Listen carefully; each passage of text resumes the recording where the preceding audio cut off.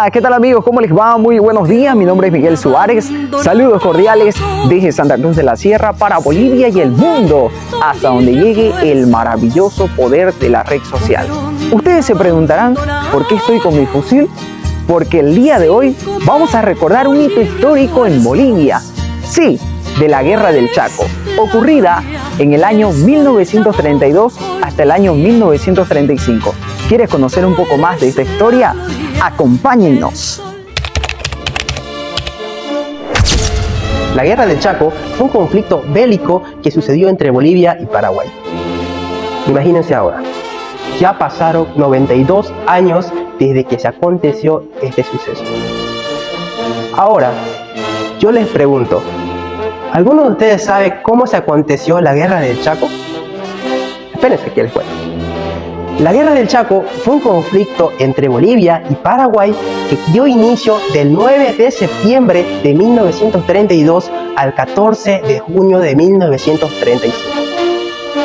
Donde aquí Bolivia y Paraguay tuvieron una disputa por el control total del Chaco Boreal. Casi en 1400 kilómetros al sur de una ciudad, la sede del gobierno La Paz, alrededor de 120.000 habitantes, se encontraba un territorio que iba a ser el escenario más dramático y sangriento de toda nuestra historia, incluyendo nuestro pasado prerepublicano. ¿Qué sabían los bolivianos de entonces de lo que realmente era el Chaco? Al sur de ese gigantesco territorio de casi 245.000 kilómetros cuadrados estaba un país vecino, un país al que los bolivianos conocían muy poco o nada, Paraguay. Y probablemente desde Asunción poco o nada se sabía de aquel enemigo al que se estimaba expansionista que iba a enfrentar a dos hermanos en un lugar.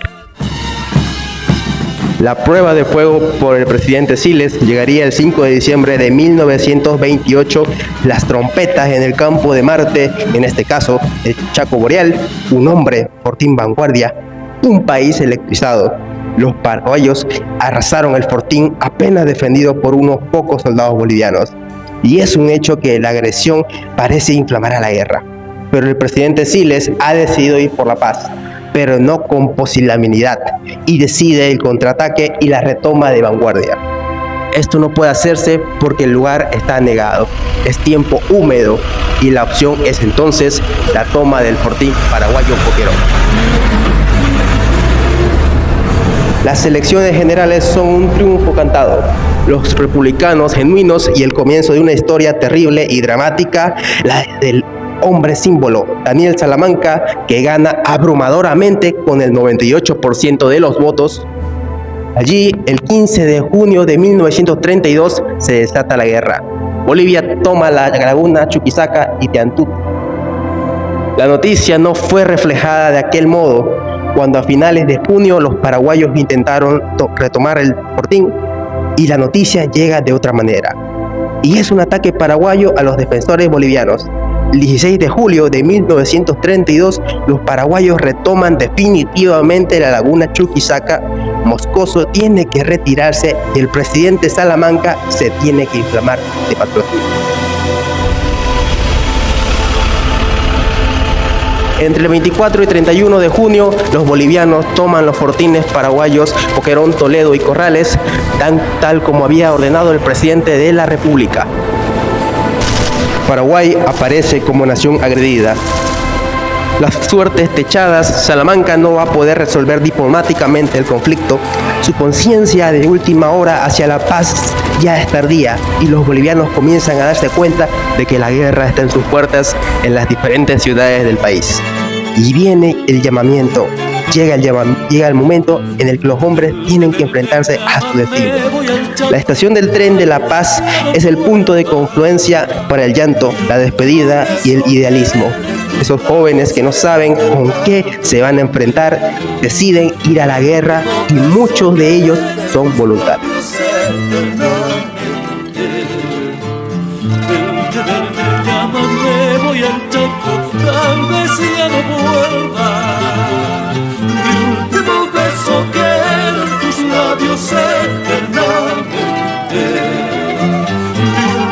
beso que de tus labios eternamente. Para el Paraguay, la retoma de los fortines fue una cuestión de honor. Eso replantearía el enfrentamiento de Boquerón como una de las páginas más impresionantes de la historia de la guerra. Al teniente coronel Luis Emilio Aguirre le había tocado la toma de Boquerón, después de sustituir inesperadamente a Manuel Marzana, pero Aguirre tuvo un destino trágico y murió precisamente en la acción de la toma. De ese modo, la máxima responsabilidad queda en el teniente coronel Manuel Marzana. Steve Arrilla suponía que los bolivianos tenían 1.200 bolivianos para defender Boquerón, pero no era cierto. Marzana solo contaba con 448 soldados. El 8 de septiembre, los aviones bolivianos detectan un fuerte movimiento de tropas hacia el este que está cerrando Boquerón. El 9 comienza el ataque.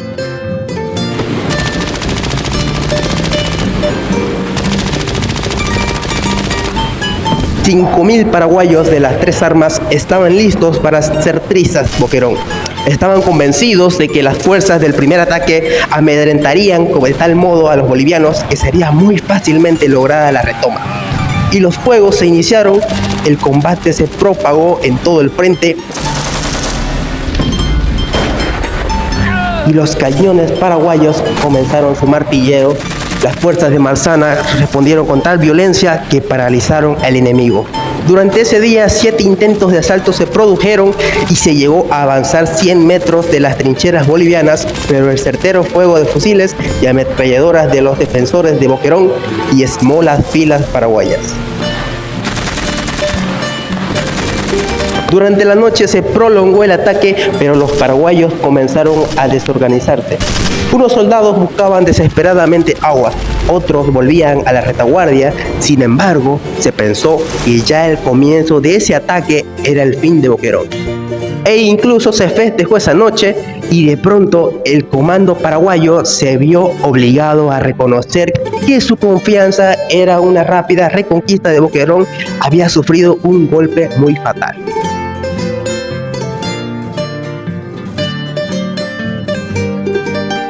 El comando boliviano decidió enviar a alguien que rompiera la línea paraguaya.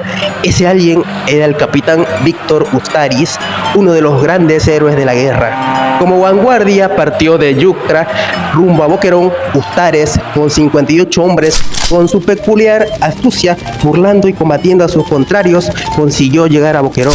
A las 9 de la noche, con toda su compañía, el destacamento Peñaranda, compuesto por 300 plazas, llegó también para romper la línea paraguaya, pero también tenía a su frente 2.000 soldados del regimiento Corrales.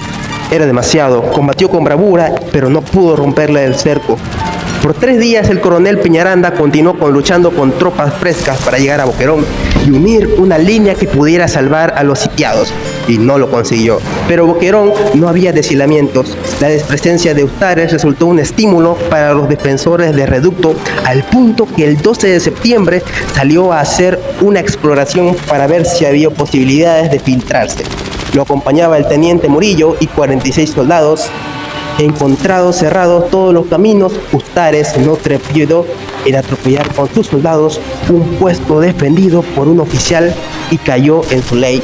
Fusil automático en la mano, combatiendo cara a cara, herido de muerte en el pecho y en el vientre, cayó de boca sobre su ametralladora, besándola como se besa a la cruz.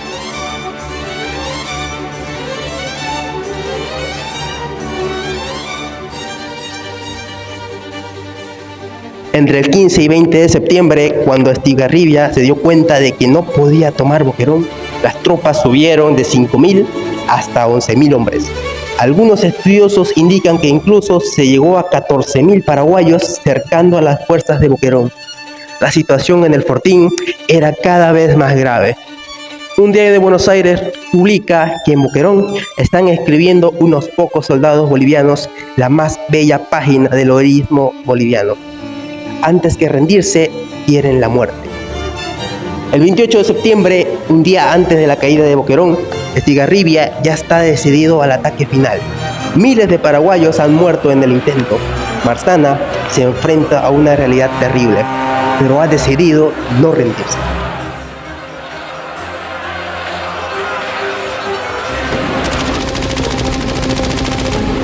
Cuando se acabe el agua, la comida, los proyectiles y los hombres, Marzana, reunido con sus oficiales, decide pedir una capitulación honrosa.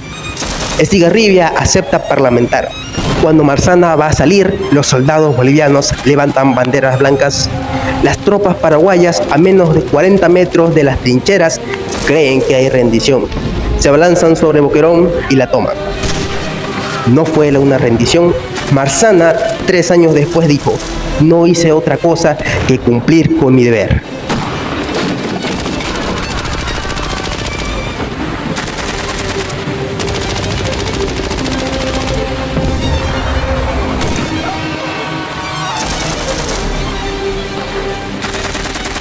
Pero la contraofensiva paraguaya no va a quedarse en la retoma de Boquerón. A partir de ese momento, Estigarribia toma una ofensiva que no perdería hasta la llegada de diciembre de 1932. En esa ofensiva viene un momento crítico. En octubre de 1932 se produce la desastrosa retirada de Arce y el Iguatá.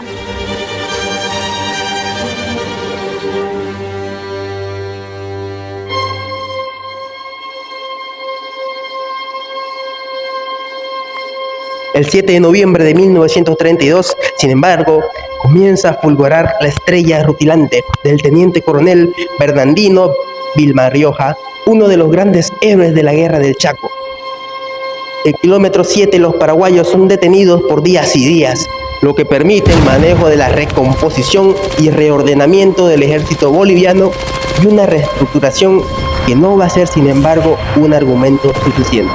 Y el presidente de Salamanca está cansado del alto mando, tiene malas relaciones con la opinión de la República, y espera fáciles victorias. Y en el desalineamiento, allí surge un hombre que comienza lentamente hasta que termina coreado por todos como el salvador de la patria: el general alemán Hans Kuhl. El general alemán prescindió los comentarios y opiniones de los oficiales que lo acompañaban en el Estado Mayor. Su poder omnímodo fue ejercido sin contemplaciones. Bolivia ataca con toda la decisión, retoma al Iguatá, Campo Jordán, Arce y Gondra, aunque en este último fortín el esfuerzo final no se logra. En el terreno militar, Hans Kuhn tenía una obsesión.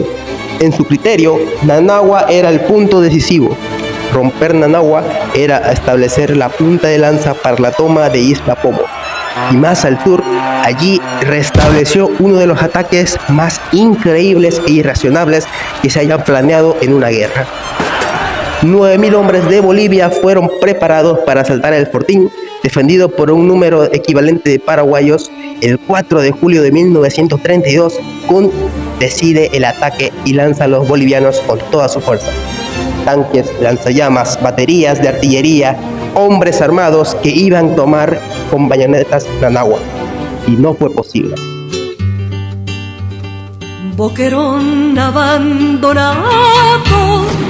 Entre el 4 y 8 de julio de 1932, oleadas de soldados bolivianos se estrellaron fructuosamente, aunque con todo heroísmo, contra las trincheras paraguayas, defendidas también por el heroico soldado.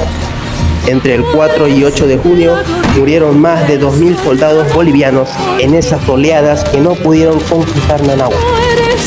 Fue un sacrificio absolutamente inútil. Y ese fue el punto más al sur que llegó toda la guerra del ejército boliviano. A partir de ese punto, José Félix Estigarribia comienza a tomar la iniciativa. Esto se traduce el 15 de julio con la caída de Campo Grande. Cerco y rendición de los bolivianos, cae al Iguatá.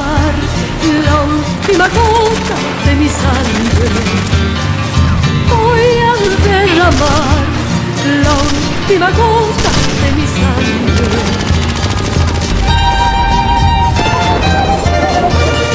Y es así como conocimos un poco más acerca de la historia de la Guerra del Chaco.